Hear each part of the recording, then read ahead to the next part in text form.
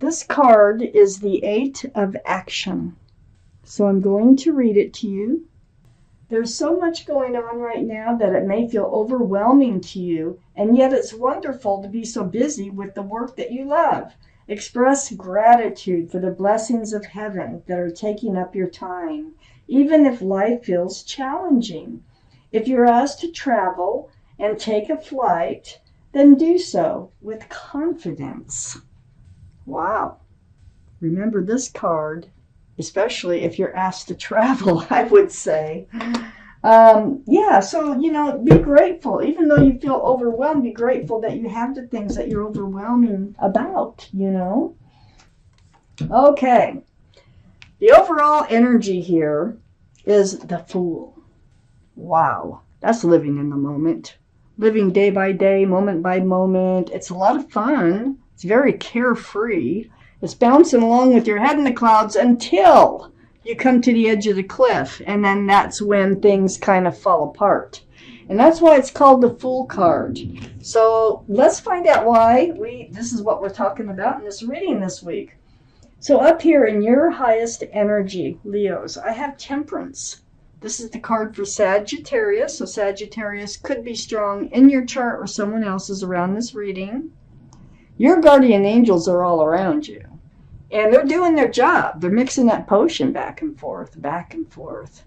They're helping you to be tempered, okay? So they're trying to help you be grounded, balanced, and patient. These are the two strongest cards in your entire reading. So I think you want to come out of the energy of the Fool. I think you've reached the edge of the cliff. And they're telling you to be patient for some reason and try to stay balanced for a bit here. Let's find out why. And grounded. Just, don't let the Fool's enter. Don't let it just throw you completely off kilter where you're making the wrong decisions. So I have the Four of Cups next to Temperance and right above the Fool. Yeah, this feels like whoever the other person is. Yeah, because see, you're ready to do something you probably shouldn't do. It's been on your mind, and that might be leaving the relationship. But I feel like the other person wants to stay in it. So things need to be worked out. I think you're thinking about disregarding their offer, their love offers. But it's right next to Temperance. So Temperance is saying, oh, whoa, Nelly. It's like, hold your horses, try to keep balance, try to be patient, and because, what you really want here is the Six of Wands, and it's on the other side of Four of Cups, and I feel like that's really what they're offering. They may not be so clear about what they're offering. This is the Six of Wands. This is the card for success and love. See all those wands in the background? These are people who love and care about you, who see you as a couple. See that wreath? This couldn't be a card of engagement. It really can be. Let's keep reading. I have the Two of Swords under Temperance next to the Fool. Oh, I feel like you just really haven't dealt with this situation. You're blindfolded. Your heart's guarded. Your swords are up. But this moon, it's still out. It's still enlightening you about some things. Temperance is here to help you too. Be enlightened. It is about this Fool's energy. You want to come out of it. I can see that. I think you want out of the Fool's energy. I think that you think they really don't want out of the Fool's energy. And they just, making this offer to come in. I think that you think that they, are not going to come out of the Fool's energy. And this probably came from some conversation or something that you had or some actions. Sometimes they speak louder than words, So I have the Four of Swords next to the Fool and under the Six of Wands. You're going to take a time out. And you need it. You're going to take a time out to meditate, pray, or soul search for clarity, for truth. That's what swords are all about. You need this quiet time. You need some peace. You need some time to reflect here, and you're going to take it. It's a very strong healing card. So yeah, you got to sort through some things here. And Temperance is saying, just, take time for yourself. Do it. I have the Judgment card under the Two of Swords. There's your guardian angels and spirit guides again in your reading, Leos. They're blowing a horn down on you. And you know what?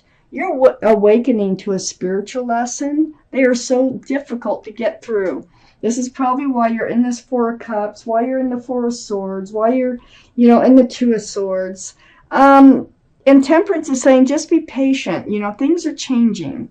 So the Judgment card, you are learning a spiritual lesson. And once you actually learn a spiritual lesson, you're usually rewarded by the universe. I have the Chariot here, right next to the Judgment card and under the Fool. Things are moving forward. Things are moving away from the Fool's energy. Maybe you don't really see that right now, but it looks like they are. This is the card for Cancer, so Cancer might be strong in someone's chart around this reading. But this is all about moving forward. You can move forward pretty fast, too, with the Chariot. And then next to the Chariot is the Hanged Man, another very spiritual card.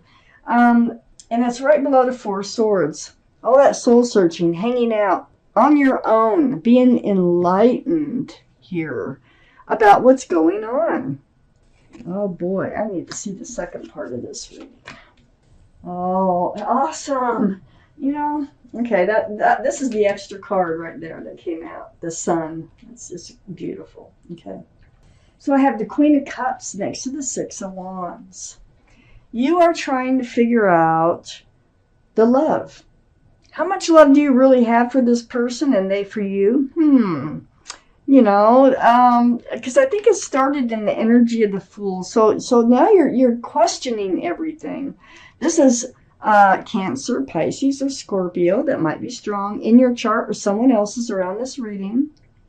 But you do have a cup of love for this person. You actually really do. Next to the Queen of Cups. Now, all the kings and queens are very mature-minded, and they're also either male or female. But next to the Queen of Cups, look what's happening here. You're going to have a reunion with this person. Look, 2 cups of love just being spilled into one. I think this is going to be a beautiful reunion with this person after you've taken your time out, had time to think and reflect. I have the Two of Cups right next to the Three of Cups. This is a soulmate card. This is the happy reunion full of celebration. And seeing each other again, you're going to find out how much you really do love each other. There's a lot of love here. And a beautiful friendship. So maybe that was part of this heaviness that I see with the Four of Cups, as far as you don't want to lose them as a friend. But there is love here too. I have the Moon under the Queen of Cups and next to the Four of Swords. The card for Pisces. So Pisces might be strong in someone's chart around this reading. But, this is like, the dark moments, going inside, waiting for that truth and clarity to come to you so you can figure things out. You're also trying to figure things out with the Queen of Cups about the love. Well, the Moon here, this shines light in the dark. So even in your darkest moments, this enlightenment, you have the Hangman, it shines through and it helps you find your way forward. It's going to allow you to drop this burden that you're carrying about this relationship. We got the Ten of Wands. And this is under the Three of Cups. So when they return, they're going to, you're both going to exclaim your love for one another. And you're going to be able, these wands are going to start slipping away. Just slipping away. You can drop them all at once. There's no 11. Look at them sliding out. So the Ten of Wands is a really good card. It just means that the burden's going away. You're working through the heaviness of this relationship and not really knowing where you are in this relationship. So it's getting all figured out here. I have the Magician next to the Ten of Wands and under the Two of Cups. This is, first off, there's a symbol for intuition and knowing. So you're going to know what to do. And you have all the tools. to manifest exactly what you want. And guess what you're doing? You're manifesting exactly what you want. And I don't think you're really not purposely doing it. I just believe that this is what you are doing by taking your time out. And it gives them time to think about what they really want. I have the devil under the moon and next to the hangman. There was toxic energy that was preventing this relationship from, it's like it came to a wall and couldn't move any further. But there's that pentacle, for security and stability, but there's two more figures here. So it's like being bound to someone who's bound to something else. It's like bondage. So there could have been a third influence around this relationship, something toxic. Actually, the Fool's energy, it can become toxic in itself when one wants to move forward and the other one wants to stay in that energy.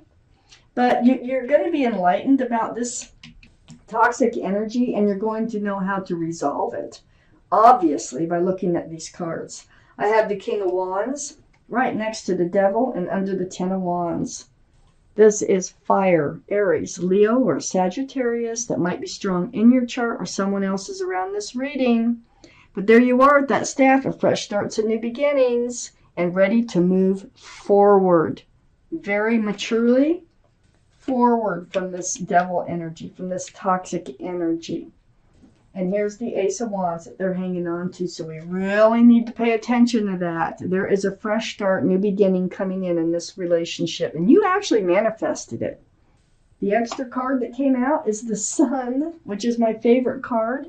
It's not just a fresh start and new beginning. There's going to be a lot of love and a lot of joy associated with this relationship. So don't give up. Give it time. Take the time that you need here. Temperance is doing their job. They're helping you to take the time to reflect. And this is what's going to help this relationship move forward. So